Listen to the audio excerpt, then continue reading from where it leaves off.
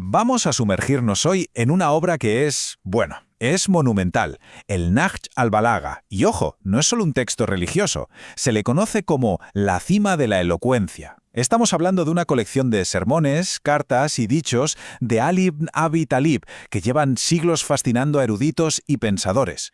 Y no solo por su sabiduría, que es profundísima, sino por una fuerza al hablar, una retórica que roza lo sobrenatural.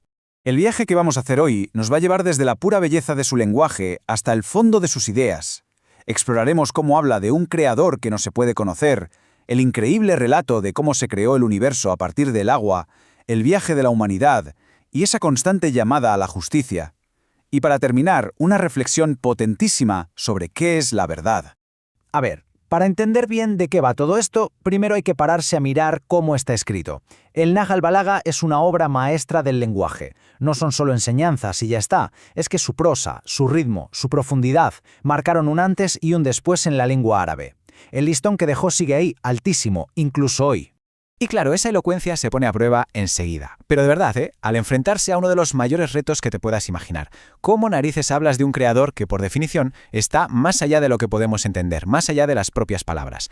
Y aquí está la gran pregunta, la que lo mueve todo en estos sermones. ¿Cómo nuestro lenguaje, que es tan limitado, puede describir a un ser que lo trasciende absolutamente todo?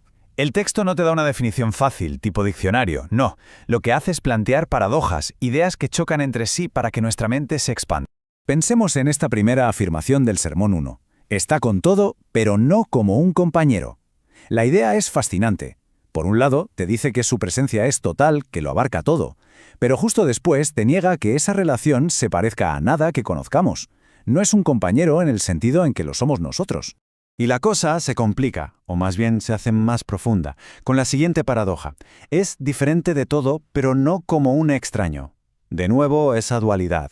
¿Es totalmente distinto a su creación? Sí, pero a la vez no es alguien ajeno, lejano. Esa diferencia no implica distancia. Y todas estas ideas que parecen chocar nos llevan a un concepto central, el Tauhid, la unicidad. Pero aquí la cosa va más allá de decir Dios es uno. La verdadera fe, la perfección, implica limpiar esa creencia negándole cualquier atributo nuestro, de la creación. Porque claro, si le das características humanas lo estás limitando, lo estás rebajando a nuestra escala. Y esto tiene una consecuencia moral brutal. Si Dios no tiene nuestras necesidades ni nuestros defectos, el camino espiritual es precisamente purificarse de ellos. Vale, si el Creador es indescriptible, ¿cómo se manifiesta su poder?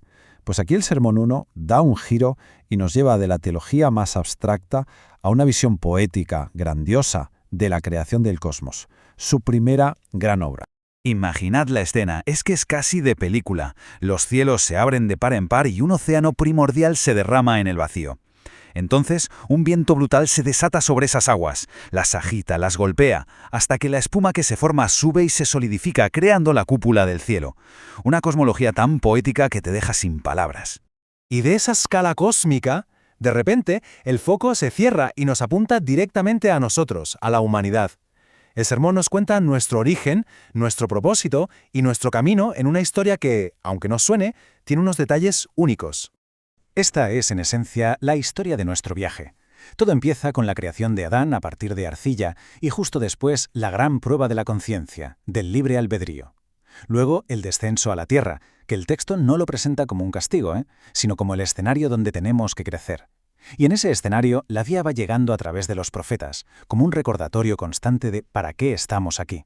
Y con esto bajamos de lo mítico a la tierra, al barro, al corazón de la lucha humana. Porque los sermones no son solo meditaciones en las nubes, son gritos apasionados sobre la justicia y el liderazgo en medio del caos político y social de su época. Escuchad la fuerza que tiene esto. Del Sermón 3.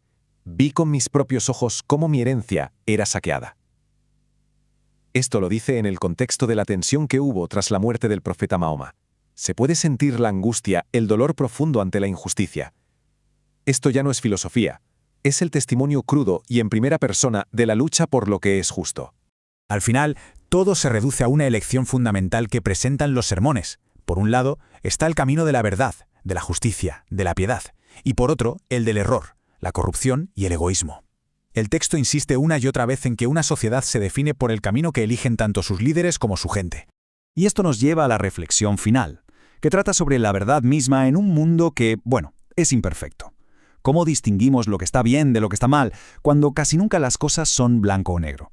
La respuesta que da el Sermón 50 es que es brillante, de una agudeza increíble.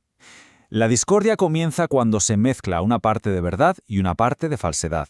Nos está advirtiendo de que el peligro más grande no es la mentira descarada, sino la verdad a medias, esa manipulación que te viste lo falso con un poquito de verdad para que cuele. Es ahí, en esa zona gris, donde nace toda la confusión y el conflicto.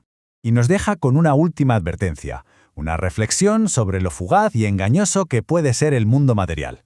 Cuidado, el mundo ha vuelto la espalda, y lo que era dulce en él se ha vuelto amargo. Es una llamada a no dejarse engañar por las apariencias, a buscar algo que de verdad perdure.